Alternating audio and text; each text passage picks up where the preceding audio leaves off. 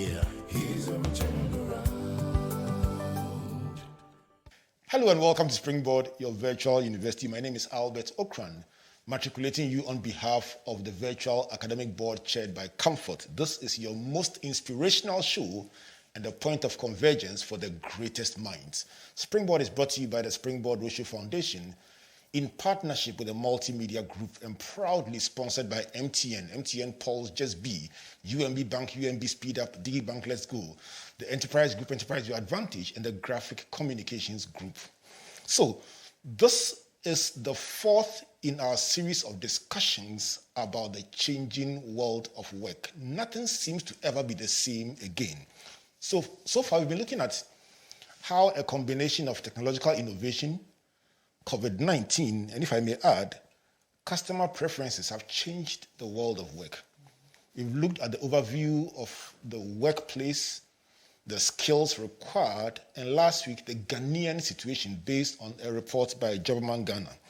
Today, I want to focus on those two big words that have been coming up over and over and over again, soft skills, the role of soft skills. Let me start with a quote from Peggy Klaus, the author of The Hard Truth About Soft Skills. She says, soft skills get a little respect, but they can make or break your career.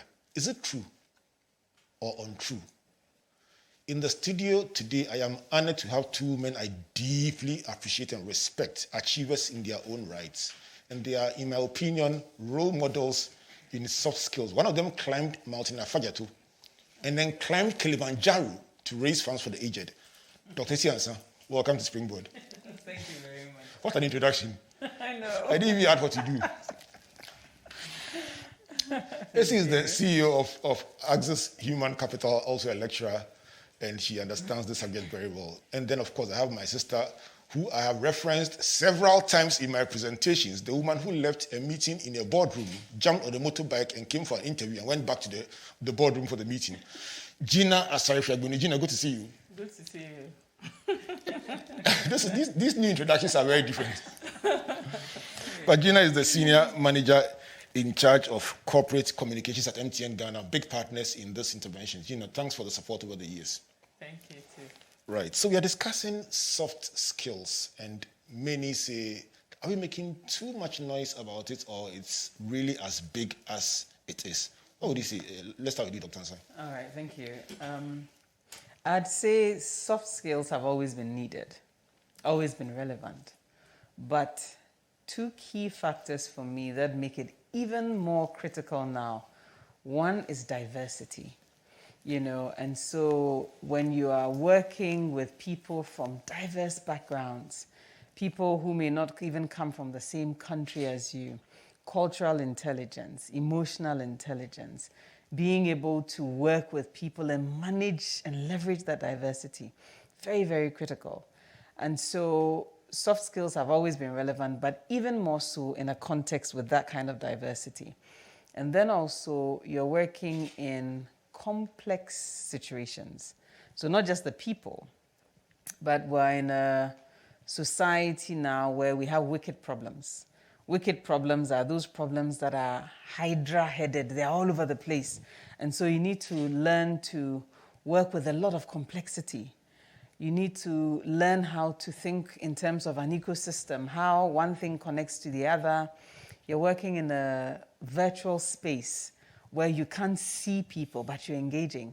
So creativity becomes important. Critical thinking becomes important, and so the soft skills have always been relevant, but more so now, definitely. Which of them are key, depending, of course, on the job that you do? But Gina, I was once interviewing the former CEO of Unilever Ghana, and she made a statement, and that's why the live reference I made to our previous engagement was of significance, much more than people think. She says, sometimes people are not able to make a migration between the top end of their role, where they have to do high-end corporate stuff, and that part that involves getting into the market. She says, there are times when I've been in a big meeting at the board level, and so that requires a certain kind of language, a certain kind of dressing.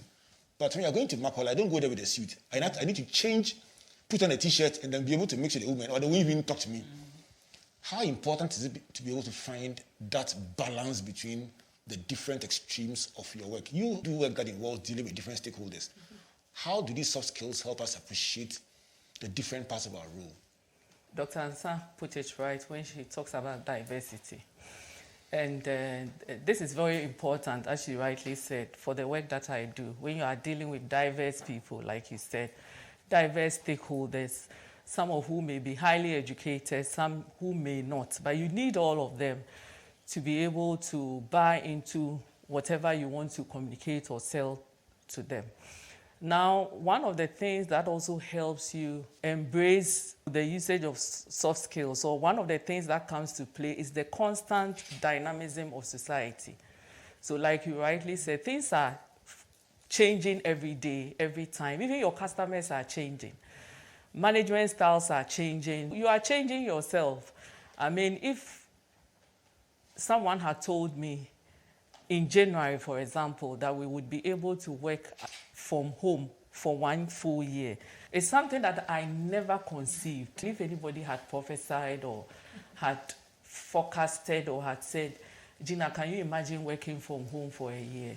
I think that the dynamism of our society, the changing trends, and the uncertainties of life, if I may put it that way, demands that you are able to adjust, think on your feet. And like you rightly said, you should be able to move from a space of going into a presentation where you meet people who are in the boardroom or in management meetings, and the next minute be ready to go to Makola Market to do a community engagement. For the work I do, we travel across the country, to little villages in the north, upper east, upper west, eastern region, because we consider everybody important to the business we do. So you really need to be able to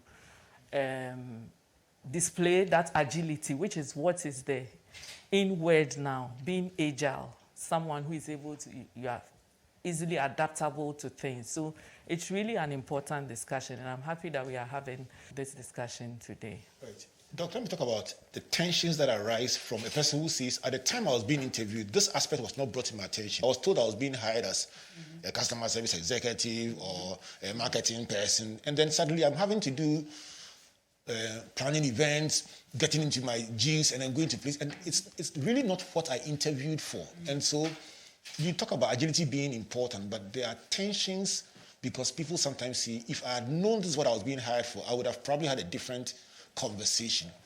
But from the perspective of the employer, they're seeing that the changing world of work is placing demands on us that were not anticipated at the time you were being hired. What would you say to that? I'd say yes, the demands will shift the things that you have to do, but from an employer's point of view, it also tells me the value that you can add.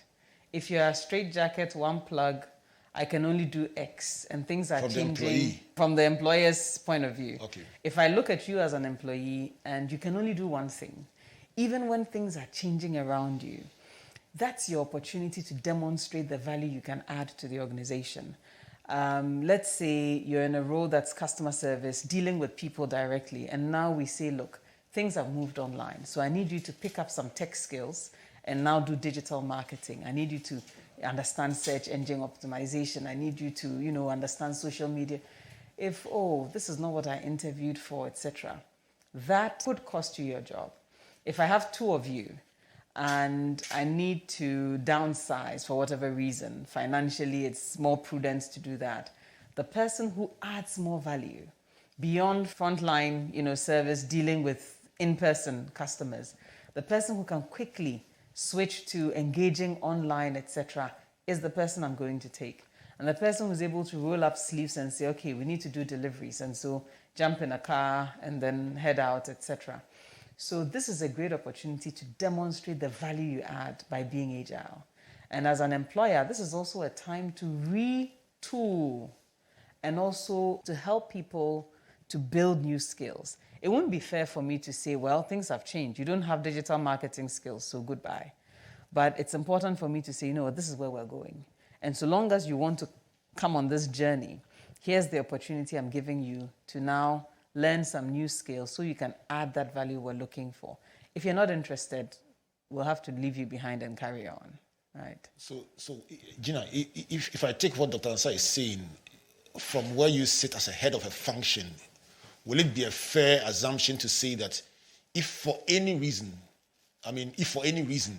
you had 40 people on a function and you honestly needed only 20, you will take those who can do more than the basic function, and the determinant will be the soft skills and other skills that you can bring to the table. Is that a fair conclusion? Yes, I think it's a fair conclusion. As I thought about this topic this morning, one of the things that I thought about was that the display of soft skills is a summary of what do you remember the person doing best.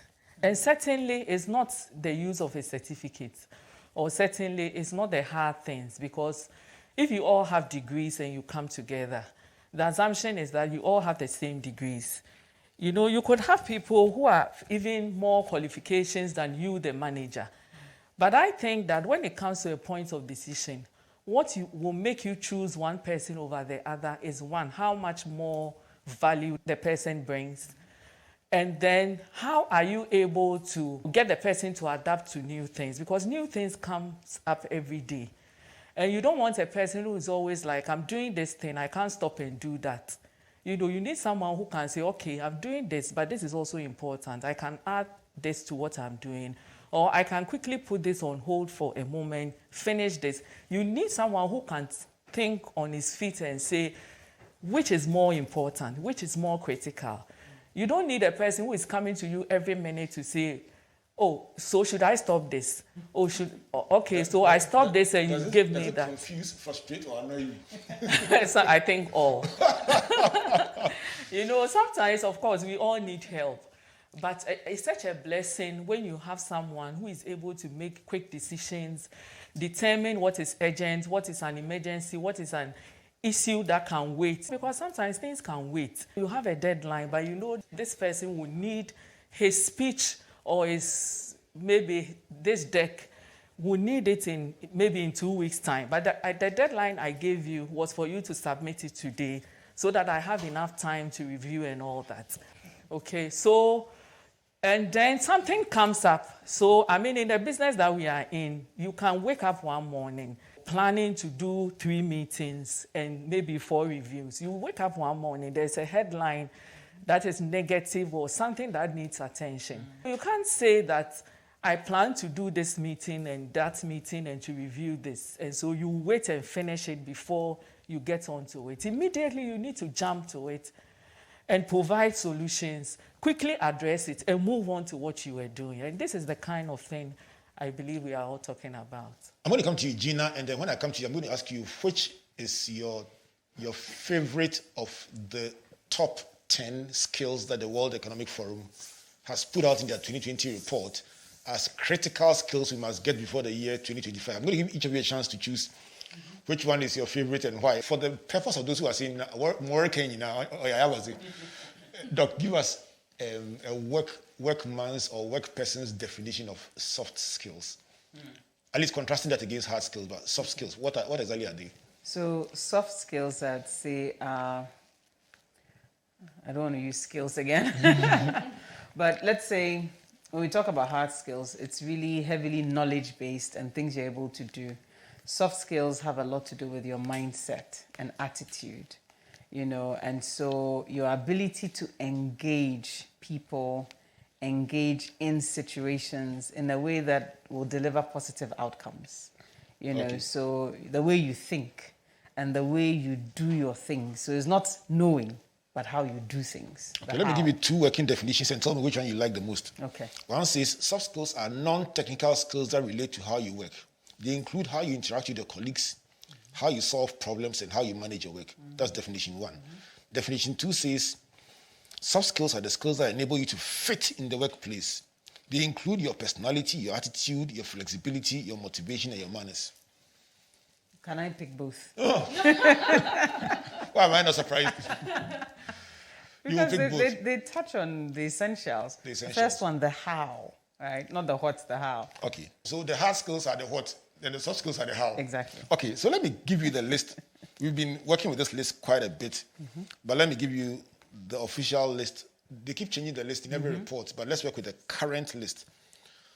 10 skills that the World Economic Forum says, everyone, mindless of your area of work, These are the skills they encourage you to acquire. 1 is analytical thinking and innovation. 2, leadership and social influence. 3, active learning and learning strategies. 4, technology use, monitoring and control. 5, complex problem solving. 6, technology design and programming. 7, critical thinking and analysis. 8, resilience, stress, tolerance, and flexibility. 9, creativity, originality, and initiative. And 10, reasoning, problem solving, and ideation.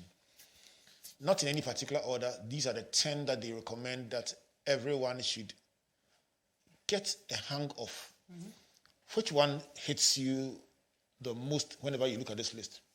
The last one, the reasoning, the problem solving, ideation. One of the things that frustrates me most is when I work with people who don't do the thinking. And so they'll do things because this is how I've seen it done, or this is how we've always done it. But I'm looking for people who can look at a situation and figure out, in this context, we need to adjust, we need to shift, and be able to come up with new ideas. In the world we exist in now, you really, really need that. So being able to think through things. I mean, that list is difficult to pick from, honestly. I can give you a chance to take your second choice. I mean, after all, when you're choosing secondary school, they give you your first choice, second First choice, choice and third second. choice. So you let me give you... Leadership and social influence. So your first one is reasoning, problem solving, and ideation. And if you have to make a second choice, it will be leadership and social influence. Why? Leadership for me is everything. You know, your ability to lead by example and to mobilize people and actually achieve the shared goals. That's it. You know, but I would say I picked the last one because we don't talk about it enough. You know, we don't focus enough on your ability to reason. You know, if I need information from you, how you even present it. Bring me analytics so I can look, and then with just one look, I can tell the trends and everything. And so you need those skills. Leadership for me, is a given. It's necessary. And leadership for me is not about a position. And so you might be an administrative assistant in an organization. Demonstrating leadership, demonstrating initiative is important. But beyond that, can you actually help us to solve problems? Can you think on your own, put a few things together, come up with new ideas, and be able to have the courage to even suggest, oh, we've done this the same way, and things are changing around us. I looked at our dashboard, and here's the data I see. Can we do it differently? I suggest we pilot this. You know, those are the kinds of skills you're looking from people. And that's a demonstration of leadership. As somebody who manages a company that recruits people, do you look out for soft skills when you're hiring? Yes, we do. How do you tell somebody who's good from somebody who's not? Okay. I'm assuming that two people have the same first class or second class upper or whatever. Or even some, they have a higher degree than another. But they've been shortlisted. How do you use soft skills to determine this one will go to heaven, this one will go to hell? Those are my words. Let me give you 2 quick examples.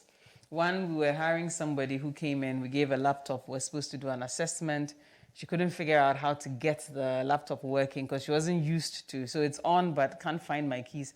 She had an envelope with her. She did the assignment on the envelope. And later on, I mean, we found it funny. We had a good laugh with her. And then I asked why. She was like, well, you asked me to get something done. It needed to get done. And I couldn't waste time. It was time bound, figuring out the computer, etc. And so here it is.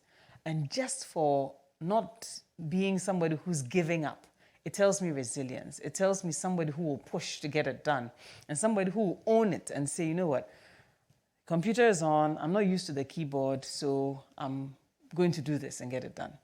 And then a second example is whenever we're trying to test for honesty, integrity, beyond coherence in what you're saying, I don't want to spill my trade secrets, but there are some software applications that are very common but hardly used. So sometimes I might ask, are you able to use this software?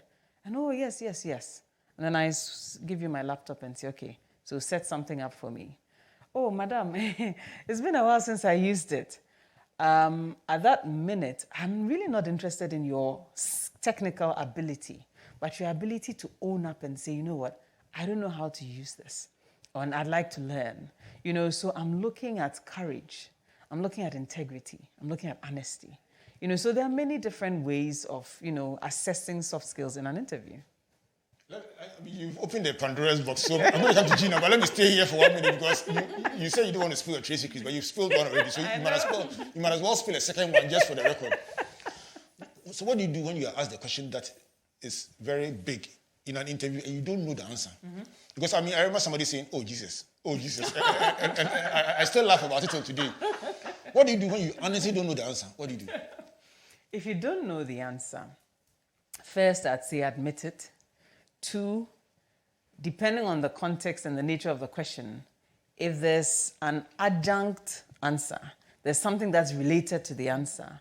If, for example, you ask me to explain why there was a financial crisis in 2008, and I'm not too sure what happened, etc., in my local context, I may tell you, well, I'm not too sure the origins, in terms of the financial markets. However, in my community, this is how I saw it. In the industry, okay.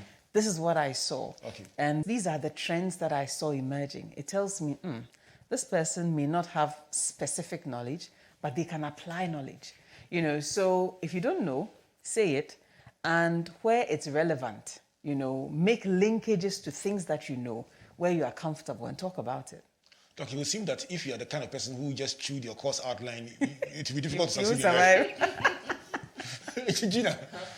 Gina, in the corporate front, a multinational with such high standards like MTN, these issues you're talking about, I mean, over-depending on a course outline, chewing, and it would seem that if you found yourself in a job working under Gina in corporate comms, it would be a struggle if you are not adept at being agile, flexible, and being able to think on your feet. It would seem there will be a struggle. Yes, there will be a struggle, and it will show, like she rightly said, because there will be situations that will come up where you have to instantly, do the work, get it done, and there wouldn't be time for you to, say you are going to check with someone, or, sometimes people can even allow others to start their work for them and all that. And even now, in the situation in which we find ourselves, like I'm saying, we've been working from home for a year. If your boss calls you or sends you a mail and says, I want this done in 30 minutes or an hour, I just want something very brief. You can imagine if you are not up to the task, it will show. So it's really important. Constant learning is important. And where you can't, you have no idea, you can't get it done, you need to be very honest and say, oh, yes, you gave me this task. Can you clarify? And you do it all the time. Can you clarify this? No, this aspect of the work, I'm not comfortable with it. Can you just explain how this can be done? And then you start from somewhere and grow it. But, you can't get away with just chew and paw because it will show. There will be a time where you'll be left alone with the task. And you have to struggle. Prove your worth. Yes. Let's go to the list and find out what your first choice is from that list of 10. Along the same lines, I chose leadership and social influence first. As your first choice? As my first, and for similar reasons. I mean, I think leadership is everything, because, and self-leadership, for that matter, is very important in this instance. So how you are able to lead yourself, guide yourself, to be able to learn, grow quickly, and also lead others, because you have to be able to lead yourself to be able to lead others. And social influence, I mean, in the situation in which we find ourselves now, is even more important because you need to be able to impact the lives of others. You have to, as a leader, you'll be mentoring, you'll be doing coaching, you'll be teaching people, you'll be sharing ideas, sharing knowledge, also learning from people. So social influence, I see it as two ways. You will be influencing people. You will also be influenced by other people. That having the right, thinking to even determine what is good for you, what influence is positive and negative, is also part of that self-leadership. Because sometimes I think that, people get influenced in wrong ways. They see everybody doing the same thing and they also want to do it. They see people posting things and they can't make a decision between what is appropriate and what is inappropriate. People cannot determine where they are coming from, who they are. So, for example, you're a Christian, you're a corporate person, you're a mother, you are, a church leader. There's a limit to what you can do. Can a person's social media post give you an idea about where they stand in terms of their soft skills? Oh, definitely. Really? I mean, it does every time. And I don't know what Doc thinks, but I look at a lot of social media posts. and I'm making analysis all the time about who I think they are. You know, it's more of a perception thing. Because soft skill is about behavior, like she said, attitude, like Doc said. It's your behavior and your attitude. So moving away from the paper, who do we see you to be? You know, when you see it in the post of people, you see those who can't use good discretion. You see those who may be too arrogant, people who are not learning, not paying attention to details, or people who can't just determine that this is who I am, I cannot post this. Wow. There are some things that you can't just post as a corporate person. Wow. But I see people making those mistakes. There are some things you just cannot post. You can't just post. Yeah, I like asking for examples. Doc, is there because something of who you are, where you work, you know.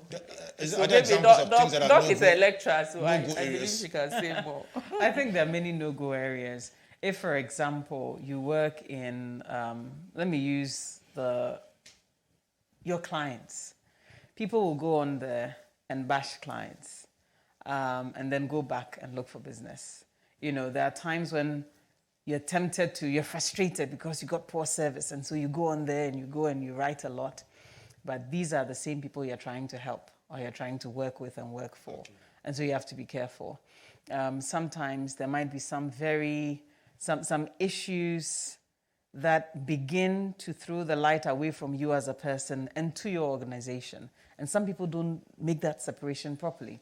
And so if you're a brands manager for a company, what you are posting, even how you appear physically on there, you're representing the brand. Yes, it's your personal page. However, people look at that and they connect you straight to the brand you're representing. So what is appropriate and inappropriate? And this is where companies are now finding it necessary to regulate or at least set guidelines to what you can put on social media, WhatsApp pages. You know, you have people who manage WhatsApp pages. And in the past, you wouldn't even think of this being part of policy. But now you need to shape, okay, whatever conversations happen here, if and when we need to pull from here, we will. You know, and these are new spaces. The higher you go, the less freedom you have to post anything you like. Yep. All right, this is Springboard at Virtual University. If you just joined us, this is a discussion about soft skills. And we've been having this conversation, myself and my friends, Dr. Esi Ansah and Mrs. Georgina Asare Fiagbenu, helping us to understand how important these soft skills are and how important they have become, especially in the changing world of work. When we come back from this break, we'll find out how COVID has further made it even more essential. And I'm going to introduce a 15-year-old genius who, by virtue of soft skills, has had a radical change in her career.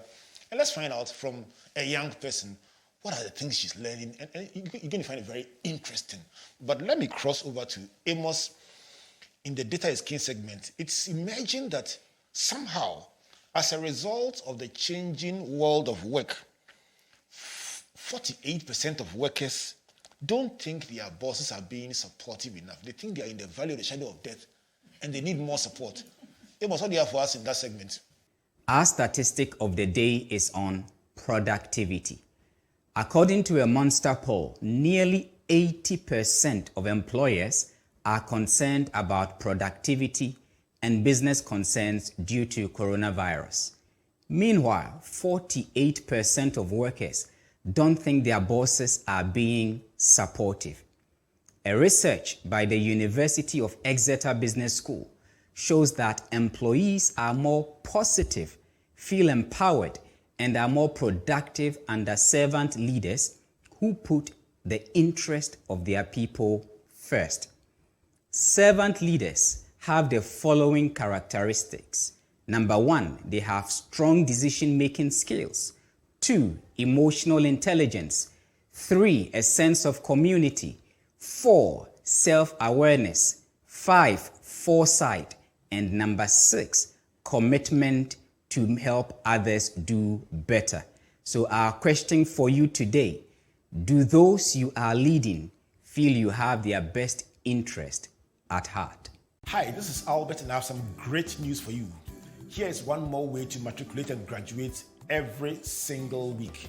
Your favorite inspirational program, Springboard, your virtual university, now airs on Joy Prime on your multi-TV at DSTV channel 281 every single week.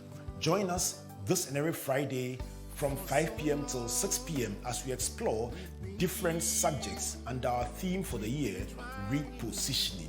Springboard Virtual University will therefore now be on Joy FM, Facebook, and YouTube every Sunday at 7 p.m. and on Joy Prime from 5 p.m. till 6 p.m. every Friday.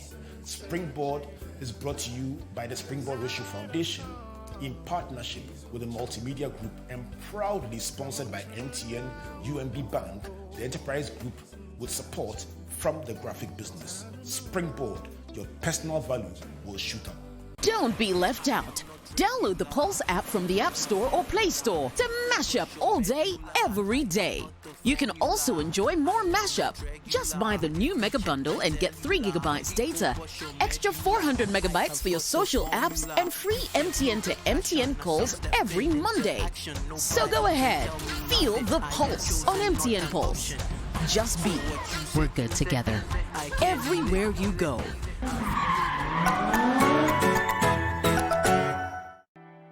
There once was a man who had it all.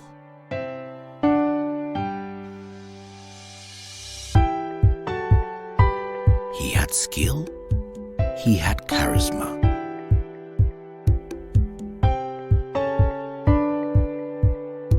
He was loved by all, but above all, he knew the importance of helping others, lifting others up. He knew the importance of giving other people an advantage so that they too would use that advantage to help others. All you need is that advantage that sets you apart from the rest. And when you discover that advantage, life's challenges don't seem so daunting anymore. That's where we come in. Enterprise, your advantage. Welcome back to Springboard, the virtual university. And before the break, Amos was telling us about 80% of employers wanting more money, more business, and 48% of the staff feeling lost, unsupported. And Doc, the list of characteristics that we're given of people who are servant leaders did not include MBA. Or the hard skills, the technical abilities. Once again, you see soft skills running all the way through. What do you think? Absolutely relevant. You know, you could be a manager, and I've seen many managers who are solid. They are good technically. They know what they're doing. But you realize that they lose employees quickly. And one of the things I've been doing lately in some of my workshops is actually speaking truth to managers. And letting them realize, yes, the market may not give you the best products out there in terms of technical skills when they're coming in. But where your soft skills are weak, you're a manager and you're cussing people out because you're upset. You're throwing tantrums in the office. Nobody feels empowered to take the initiative. You may complain, my people are not productive. They don't take initiative. They're just walking around doing nothing. But you've created an environment where those who take the initiative get bashed. And so very quickly, they learn to be quiet and to stay in their corner and not proactively share their ideas and get the work done. You know, and so you can be technically good, but if you don't know how to engage people respectfully, if you don't know how to empower people, sit back and say, you know what, guys, I'd love to do this, but I want to see you grow. There's a quote by Robert Greenleaf, and it's a question he asked: do those you serve grow? Do they become better? If they haven't become better, then you haven't done your job. If you haven't empowered them to be able to take action and also feel that they are contributing, then you haven't done your work. So absolutely, very important that you may be technically solid, and if you lack the soft skills, you lose good people. You complain, oh, my people are lazy. No, take a mirror and start looking at yourself as an employer, as a manager. What environment are you creating? And just one quick one. I think it's important we talk about followership, because the environments that the leader creates will now in turn shape the kind of followers you have. Those who just say yes, sir, because they are scared to take the initiative. And so you as a leader, it matters, really does. Gina, let me come to you. 10 years ago, you were not in the role that you are in now. Doc talked about followership. You probably were also learning. You still are learning, but I mean, you were probably the more junior role growing up in your leadership. Comparing now to that time, will it be the case that as you get higher and higher in the management ladder, there is more of a draw on your soft skills than there are on your hard skills? Will it be the case? Oh, yes. Help Yes, us I understand. believe so. Yes, because when you are, should I say, at the, perhaps let me say, entry level, you tend to, in fact, you tend to focus on your technical skills and the hard skills. One, you are eager, to show that you want to work. And so all you focus on is getting the work done. Sometimes you don't even think about how you get it done. It's more of what do I have to do, to please my boss, to be able to get that recognition and all that. But as you go up the ladder, also because you are responsible for other people, you tend to have to consider more of how do you get things done. So I see where the shift is. From the beginning, of course, you are just out of school, you are eager to work, you have to really build your competency. It seems that at that point you're responsible for yourself and your outcomes. Yes. But as you go along, you're responsible sometimes for you don't getting even want things to done. help other people because Right. hey, you want to be the first to finish so that your boss will see that, you finished. But as you are getting more into the work, even before you even become a manager, I think the more responsibilities you are given, you tend to show more of the soft skills because then you realize that you can't do it all on your own. You need to collaborate with people. You need to, for example, you need to be nice to people to get them to help you. You need to show interest in other people. You have to be creative because then you tend to realize that it's not just what you learned in school.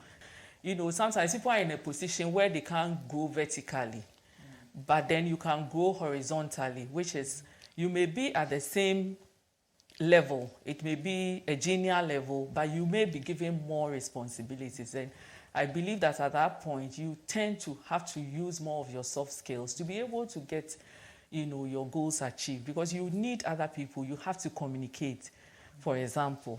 Let me ask you for a practical example without names or anything, but a practical example of how you can be solid on the hard skills, but the soft skills will let you down so badly and spoil your opportunities in the corporate front. Oh, yes. I mean, there are so many examples. So, for example, you can be a very good person technically. And I can give examples of sometimes when you have projects and you have a very good project manager who everybody knows technically can get the work done. So you are given a job to manage this project. And we do that a lot in a lot of organizations. So you serve on different committees. And you realize that some managers are very good technically, but their people skills are not the best. And sometimes it even deters people from serving on those committees. So there are instances where, there are conversations and people will say, I don't want to be on this committee because this person is just going to shout at me. This person is just going to harass you. This person is not sensitive to people, because although you want to get the work done, how you get it done is very important. You need to know, for example, if you have people in your team who have young children. For example, I have one of my team members, anytime I call her, after 5 minutes, I start teasing her because I hear the children crying. And then I always say, as for these boys, anytime I call after 5 minutes, they will start crying. You have to be sensitive to the fact that people are working from home. Is it a sign of weakness to log down and then pay attention to the children of your employees on the Zoom call, etc., etc.? Is it a sign of strength or weakness? I think it's a sign of strength because that's the reality. People are working from home and you have to put yourself in the shoes of people. And I think empathy is one of the things that a leader should have. You want to get the work done, but it doesn't mean that people have to die, getting the work done. And so you have a deadline and you need that work done. But sometimes a little bit of encouragement helps people. So you are talking to the person, you can hear the baby crying. Sometimes it's just because the target when the baby is crying. Yes. Sometimes the child is crying because perhaps they were playing with the mother's tablet. You called and she has to pick the phone. So the child starts crying. So I think it gives you the opportunity, one, to be very brief and concise. That's one of the things I've learned. It just means that you have to get to the point. Because the person has to deal with so many things. It's not as if he's in the office and just has that luxury of a good working space.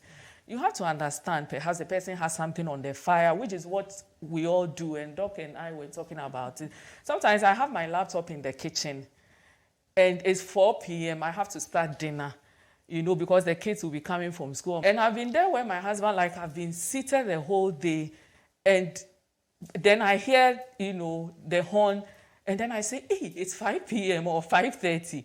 And you haven't done, I mean, your kids are not going to say because you are working from home, they shouldn't eat. The target. So, you know, people are managing different targets. They are managing marital targets, home affairs targets, and your own targets, your KPIs as well. So and you have to be sensitive. Exacerbated by COVID and the current station you find ourselves in. It's very important that you are sensitive to these things, okay, and provide the right support. Otherwise, people will feel, like you said, that they are in the value of the shadow of death, you said. And you don't care.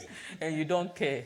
Doctor, is COVID further exacerbating the need for soft skills? And let me particularly home in on one of them, the skill of emotional intelligence. One of the 5 pillars of emotional intelligence is empathy that she mentioned. Are these skills even more critical in a time like this? Yes, certainly. And let's look at just psychologically the impact of this pandemic on all of us. You know, especially last year. Perhaps now we understand a little better. But I remember at a point you go somewhere and you want to just clear your throat.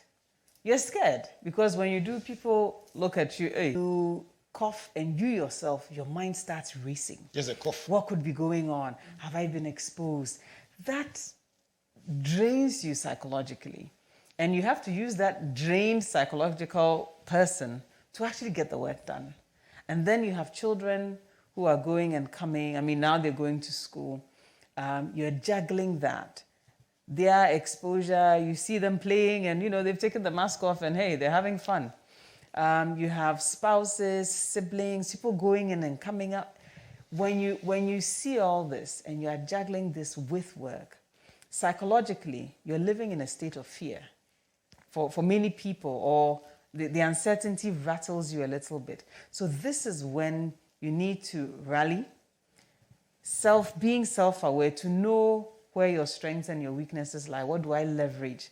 Empathy, being able to understand. You're dealing with an employee, you know, who is scared to come to work because somebody in their family was exposed. And this is where leaders need to learn to communicate.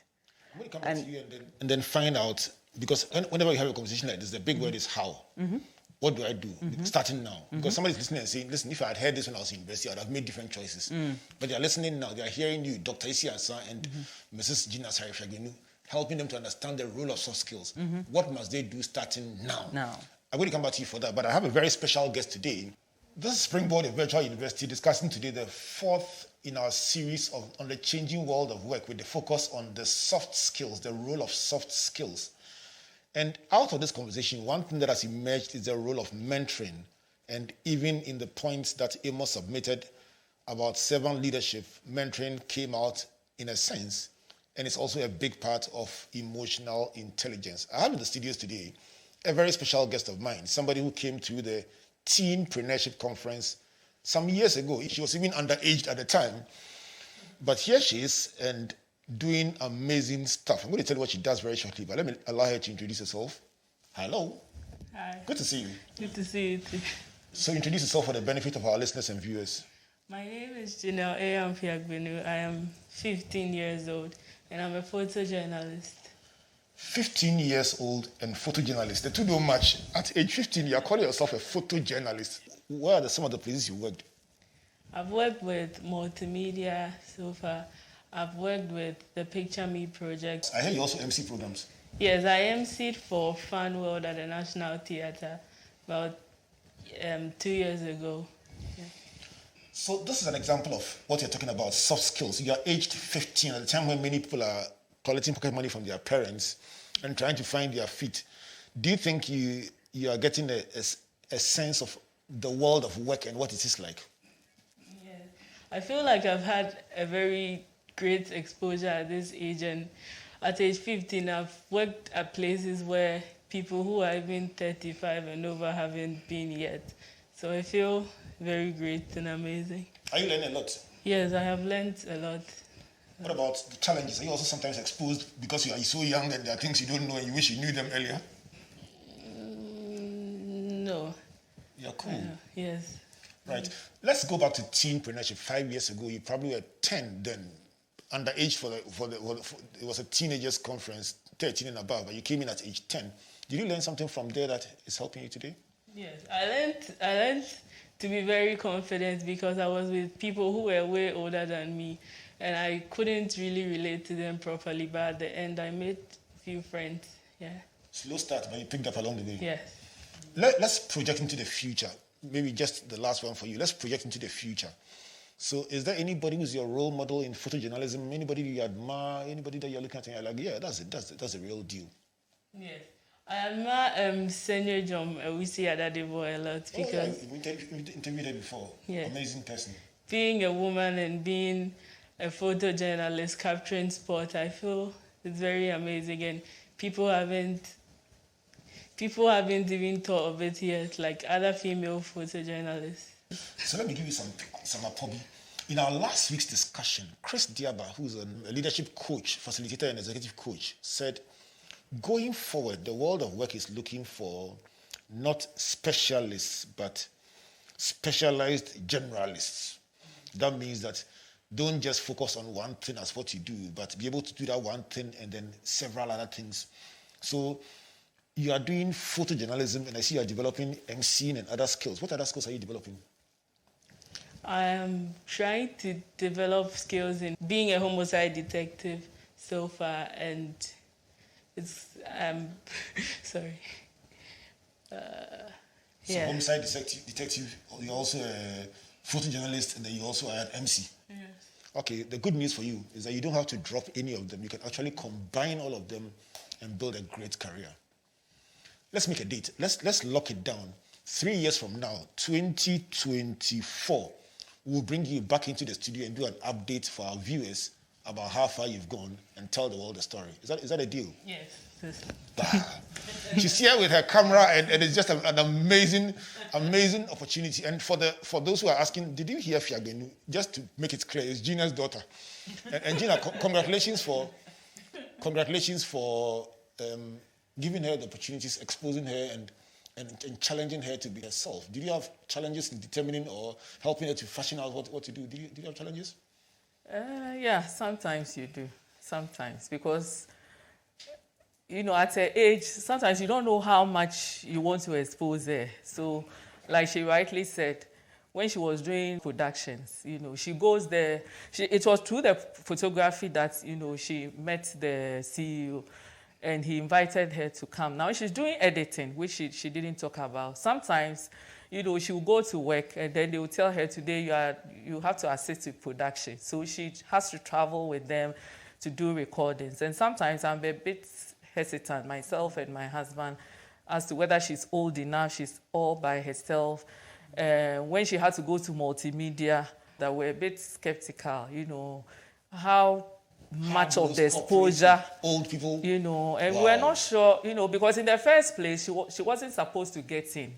So like you rightly said, when she did teenpreneurship, it was for teenagers. She was young. She decided to go. This was for 18-year-olds and above. She said no. She thinks she can do it. And I said, well, so you have to prove to them that you don't need your mother to tell them that you can do it, or you don't need your father. So can you call them? So we got the numbers for her. She did a call herself, and they asked her to do a publicity statement. Then I said, okay, so can you write? She said yes. Within a few minutes, she had written it. I looked at it. She sent it herself. She followed up. They set up an interview. And I was there. She said, I've finished the interview. I said, how did she? She said, they did it virtually. She had to do a video interview. And then I got a call that she did so well, although she's 15. So we had to do some kind of undertaking to say that she's 15, but we still wanted to do it. And she got the opportunity and she did it. So she did some great pictures for the elections. So she was assigned to internal monitoring because she wasn't 18. Multimedia didn't want to expose her, which was very good. So they didn't assign her out of the office. She had to cover all the people doing the internal monitoring. And she got very great shots. And what amazed me about her was that she was supposed to do a report when they had finished the election monitoring. And Inshira at Multimedia was the one supervising them. We picked her up. By the time we got home, you know, we got into chatting. We got home around 11. And she was told that she had to tender in her report at 6 a.m. And then I said, who tenders in a report at 6 a.m.? I mean, you just got home. So I said, you sleep. Tomorrow morning, try and finish it and send it. I woke up in the morning. She had finished the report and sent it. And I said, wow. By 6 a.m. And there was no light. She used a tablet and she wrote in Word. And I can show you the Word with pictures. And she had sent it. And my husband said, why didn't you show it to us? And we read it and there were, you know, I'm not sure, maybe if I had written it. You know, Doc, let me come to you to wrap up on this. I mean, I deliberately brought Janelle on because sometimes when the changing world of work is pulling at us, we feel helpless and we feel, listen, people don't understand, but it's so unfamiliar. This is somebody who is way below the age, thrown into the deep end and swimming and enjoying it and sharing her experience. And I even like the youth in her voice and the naivety of her expression. I'm just enjoying it. It's reminding me that, listen, maybe probably we have no excuse, Doc. Take us home with the closing thoughts on this. I'd say in this new, world, explore. That's the key word. Explore as much as you can. New opportunities. Soft skills? Yes. And sometimes when the opportunities come and you have to juggle them, you are building skills of self-discipline, being able to manage various pieces, etc. But the more you explore, the more open you become to new experiences, the more agile you become because you're picking up different skills along the way. And so for me, a key word, especially looking at her experiences, to embrace, you don't have a choice really. You can't determine whether COVID-19 stays or goes. So while you are in this situation, leverage the opportunities that come. Begin to see the positive sides. Leverage the opportunities and explore. Build your soft skills through exploration. You try different things. You may enjoy some you may not. You leave them behind. You pick up new skills and, build your skills that way. Gina, let me end with you on a not so soft skills note. Let me just divert completely into parenting. And I'm sure our listeners will not be offended. I just see a correlation between our son Jojo, who had experience in working in the laundry when he was so young. He was such a young person. When he was taking public transport to go, we almost died, but we allowed him to do it. And look at him now working as a consultant in a multinational firm. And we find that he learned to do things above his age way earlier, and he's continuing with them. Janelle is looking like a similar case of somebody who has been given a chance to do things way above her age and has built confidence and is exploring the world. On a closing note, would you say that as we discuss soft skills in the changing world of work, parents should be more bold in allowing their children to explore? Yes, I believe so. And I have a quote here I wanted to share. I saw it on someone's status and I just captured it. It says, your degree is just a piece of paper. Your education is seen in your behavior. And when I saw it, I just said, your degree is just a piece of paper. Your education is seen in your behavior. Wow. So, as parents, I think it's the behavior of our children. Are they bold? Do they want to explore, like Doc said? There are children who want to explore, and she's one of them. And I think that we have to embrace the uniqueness of our children and allow them to be. So we haven't really thought about, is she going to be a photographer in future? Well, if that's what she wants to be, fine. If she wants to be a production person, if she wants to be an events person, gone were the days when we were told you have to be a doctor, a lawyer, and all that. One of the things we are learning is that in this our age, we have to let our children be. We have to let them explore their world with our guidance. We just have to guide them, trust them, and be happy that we've given them the right values. Right. They are still growing as she is. She's just 15. But when she goes to work, I don't really think about, will she be seated? Will she always, we tell her, put your mask on, sanitize, focus on your work. And indeed, sometimes when she doesn't go, they call her. And sometimes they will call her and say, oh, Auntie Gina, is Janelle coming? Will she come next year? And I say, why? I mean, because of COVID, I'm regulating how much exposure. And they will say, oh, the place is safe. And then she will say, oh, she will be fine.